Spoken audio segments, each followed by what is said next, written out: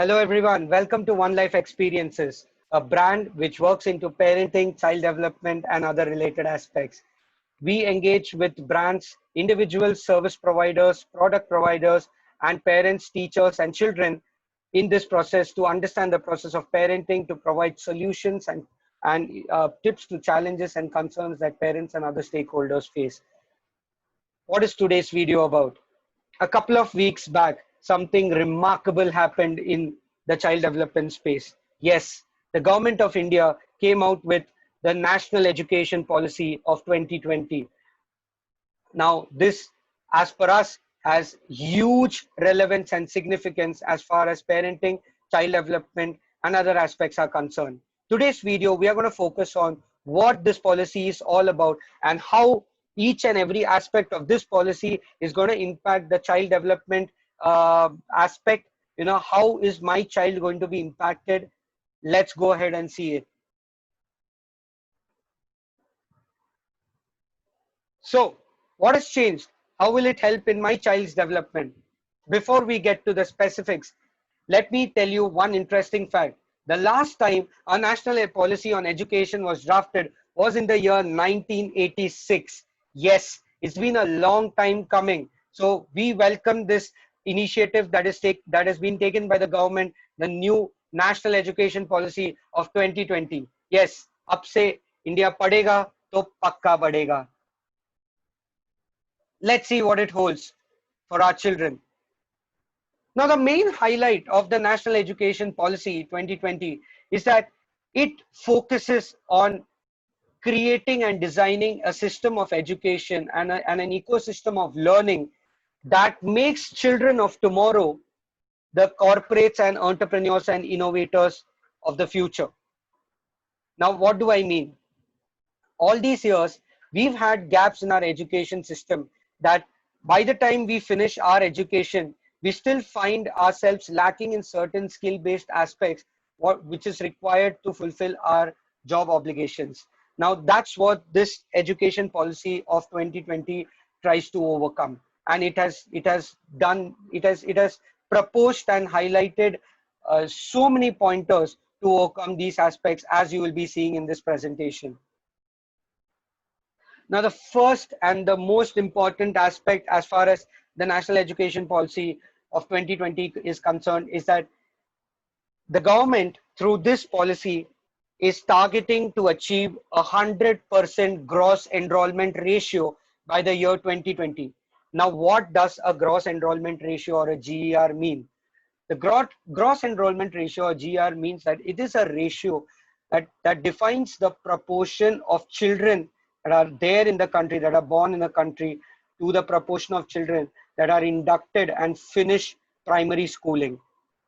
Now, when we say that the government is targeting 100% GER by the year 2030, what we mean to say is that the government targets that by 2030, every child that is born in the country will be finishing their primary education. Now, this is a very, very huge impact. This has a very huge impact. How does this impact your child? You will be part of a workforce. Your child will be part of a workforce. Your child will be part of a generation which might achieve the first time in India, which might achieve 100% literacy rate. Yes, every child in the country will be taught how to read and write through primary education, which means that India would be achieving 100% literacy rate by the year 2030. Now, this also has a lot of significance in the social aspect. How come, you may ask? Let's go ahead and see. Now, when we say the government is targeting that every child born into this country is going to get the facility of primary education, we are saying that the government is focusing on only and only giving education to the child. That means that, social issues that our country has faced for decades and decades together, like child labor, malnutrition, poverty, are going to be taken care of. You may ask how. When government plans a policy to bring every child into the schooling system, they have to bring out measures like the already existing midday meal schemes, to ensure that the family who cannot afford to send their children to school, or the family who's forced to send their children to earn a living to suffice their dietary requirements, to not let them be malnourished, will be taken care of by these programs. So automatically families would be encouraged to send their children to schools than sending them to work.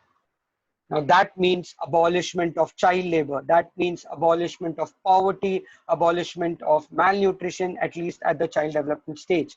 Now that is a very, very massive, massive initiative. Now, along with this, you might question 100% might be achieved, but then what about the quality of education that is being delivered? Before I get to the quality of education that is being targeted, I would like to highlight over here that One Life Experiences as a brand has been personally working with children who are currently enrolled in government schools. And trust me, there might be misconceptions around the quality of education that are being provided in government schools. But why do I say that is a misconception is that there is excellent quality of education that are being provided. If you get to meet children who go to government schools, if you get to see their exposure, they lack in no ways and means than private school children, and that I can personally vouch for as a representative of this brand. Having said that, we are looking at tremendous increase in quality of education, and again bridging the gap to people who can afford private quality education to people who have always craved for that for their children. Now how? Now when we say that again the government is targeting 100% gross enrollment ratio, or GER, in the next 10 years, the government is putting tremendous pressure on the education system in the country. Now, for sure, the government cannot achieve this objective by itself. So the government will be forced to innovate and get into partnerships like a PPP partnership model, where private stakeholders who are involved in delivery of education are asked to share the resources, are asked to share the infrastructure, are asked to share the team to deliver the education to achieve the results that are being targeted in the next 10 years, which means that the quality of education, the resource, the team, the infrastructure that is being provided by private players to a certain section of the society would be extended to all sections of the society right now through PPP models in education. Now that has a massive impact on the child development aspect in the country for the decade to come. Now, another thing that the NEP estimates is that through this measure, 2 crore out of school students would be brought back into the school mainstream process. Now, 2 crore is not a small number. Now, even if we assume that 50% of this is successful, we are saying that additional 1 crore children in the country would be educated in the primary education space. Now, a 1 crore number is going to build an additional workforce for tomorrow. Now, how does that impact in the macro sense and again in the child development sense? Let me get to the macro sense first. Now, when we say 1 crore additional children are going to be, are forming a part of the workforce of the country in the next 10 years, we're saying that this is going to have at least a conservative estimate of an additional 1.35 lakh crore impact, a positive impact on the GDP of the country. You may ask how. Now we arrived at this number through the 2020 data on per capita income. Now what does a per capita income mean? The per capita income is in layman terms to be defined as the income that every individual in this country on an average contributes to the country or earns in the country. Now how is this measured? You take the total GDP of the country or the total income of the country and divide it by the total population, you get average income, that is the per capita income. So the per capita income of India in the year 2020 is pegged at 1,35,000. Now, when we say an additional 1 crore people are going to be earning, 1 crore people are going to be part of the skilled workforce, we are saying if you multiply that number by the current per capita income number, we are estimating an additional 1.35 lakh crore impact to the GDP of the country. Now, why do I say that it is conservative in nature? Because we haven't considered the growth rate of per capita income from 2020 to 2030, which is actually expected to grow at, if not more than 15%, at least at 15% per annum. We are seeing investments, foreign investments already starting to flow into the country. So this is by far the most conservative estimate that we are talking about. Now again, how does this impact to my child? How is my child going to be impacted by this?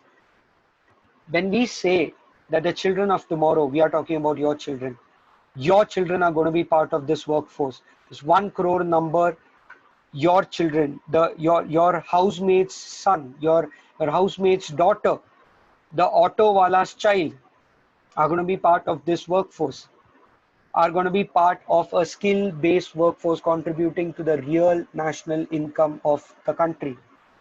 Now that's the impact every child is going to have through the measures that are being proposed in the National Education Policy of 2020. Let's move on. Now, the National Education Policy of 2020 is highlighting a change in the entire educational structure. We have studied in the 10+2 system, that is 12 years of structured education. That is up to your 12th grade, right? In certain states, it might be 10 years of schooling and 2 years of junior college, and in certain states, it might be 12 years of schooling. Either way, now how does and the new policy, how does it compare to the new policy? The new policy proposes a 5+3+3+4 system. Now what does this mean and how does this impact my child? Again, I will just give you an example basis the diagram that you can see over here that we've tried to explain. Is that today, if your child is planning to go abroad for an education to earn their masters, right? If your daughter wants to go and earn her masters abroad, then the foreign institutions, most of the foreign institutions, and this is across geographies, require at least 15 years of education.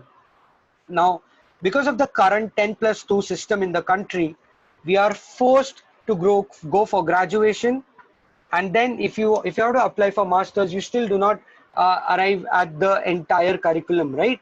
So you're forced to enter into a master's degree over here in India. You quit at the end of the first year because then you achieve the minimal required measure for applying to a foreign university, and then you go ahead. So then there is no value left for the master's education that is being entered into by these students.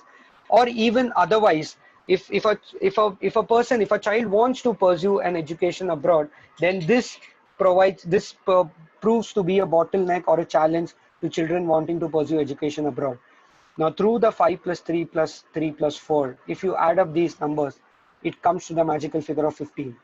15 years of structured education being proposed as per the National Education Policy of 2020 will assure that children wanting to pursue their higher education abroad will be free to do so without losing any time, and will be a recognized education system proposed by the Government of India. Now, isn't that a great news for all the children out there? Let's move ahead. Now, we spoke about gross enrollment ratio of 100% in primary schools. The government does not stop there. The government says that they are also targeting a GER of 50% in higher education by 2035. Now, what does that mean? Well, you will say 100% in 2030 and 50% in 2035. Let me clear this confusion. When I spoke about 100%, I spoke about primary education. Now we are trying to say that every child in the country will be provided primary education. But what after that? What after that? So the government is saying in the next 5 years, that is from 2030 to 2035, the government is also targeting that GER in higher education would be achieved to an extent of at least 50%. And this is in line with the 100% GER in primary education by 2020. So by the time a child finishes his or her primary education by 2020, the government has already started to outlay programs and policies to achieve this target of 50% in higher education by in the next 5 years. So you see how well planned and how very well futuristic this entire policy has been laid in. Now, because of this target, they are estimating that an additional 3.5 crore seats are going to be added in higher education. 3.5 crore seats. Competition is going to be there, but the infrastructure is also going to be there. So that now this is going to pan across sectors like doctors, engineers, painters, dancers, lawyers, astronauts, singers, and whatnot. So to say so, तो अब शर्मा जी का बेटा भी वो बनेगा जो वो चाहेगा, and of course बेटी भी बनेगी जो वो चाहेगी. Now, the government also has said that they are going to remove all these administrative blockages that are there.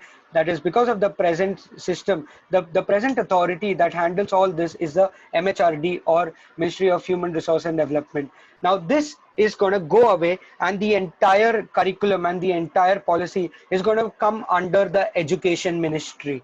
Now, the Education Ministry has also proposed, the policy has also proposed that this is going to provide a huge boost to research organizations, to set up research organizations, to set up R&D facilities for children. Now, this means that innovation is going to be a driving factor in the country in the next 10 years. We are not going to end up following the Western society anymore. We are going to be innovating in our own country. We are going to come up with new solutions, new challenges, new solutions to new challenges. We are going to come up with new products and new services, new technologies that will be exported to other countries. Now, your child is going to be given this infrastructure. Your child is going to be encouraged to go pursue research, is going to be funded, is going to be given grants to pursue research, to come out with innovation, to come out with technologies that are true and original in nature, that can be exported to other geographies also. Now again, this also proposes creation of SEZs. Now this is not an SEZ that you're thinking that is a special economic zone. No, SEZ is a special education zone. Yes, zones, dedicated zones are going to be created, which will have institutions, laboratories, training facilities, research facilities, which is going to be a dedicated ecosystem of learning and education and growth for the children of tomorrow. How lucky are our children going to be? I'm almost envious, I'm sorry. So another thing that has been said, now I would just like to make a very casual pointer over here. How many times have we said growing up, यार ये Pythagoras theorem कहाँ काम आने वाला है, मैं कहाँ सीखने वाला हूँ ट्रिग्नोमेट्री, मुझे खेलना है. But science students, PCM, right? Yeah, PCM or PCG, sorry, PCB, biology. I'm sorry, I'm not from the science background. But what I'm trying to say is that is not going to be the case henceforth. So if your child is good at sports, they get to pursue it. If your daughter is good in singing, she gets to pursue it. And she is going to be incentivized for it. She is going to be judged on the basis of it. Now, what does this mean?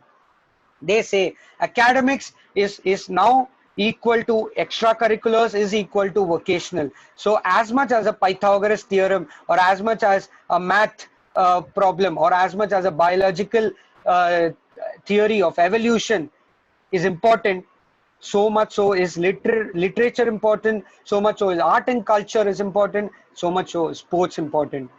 So it's going to provide a 360-degree holistic report card and performance-based evaluation of a child. So it doesn't matter if your child is not naturally good in singing, but if she or he is naturally good in sports, and so be it. It would be reflected in the 360-degree progress card, which will be part of the curriculum in every school across the country. How great is that? This is the kind of report card that we are. Holistic progress card, reading and grammar, social studies, logical reasoning, sports and other activities, vocational. Now one more important thing about vocational training. From class 6 onwards, listen to me very clearly, from class 6 onwards, your children are gonna be given opportunities to obtain internships, to pursue internship assignments for real companies out there.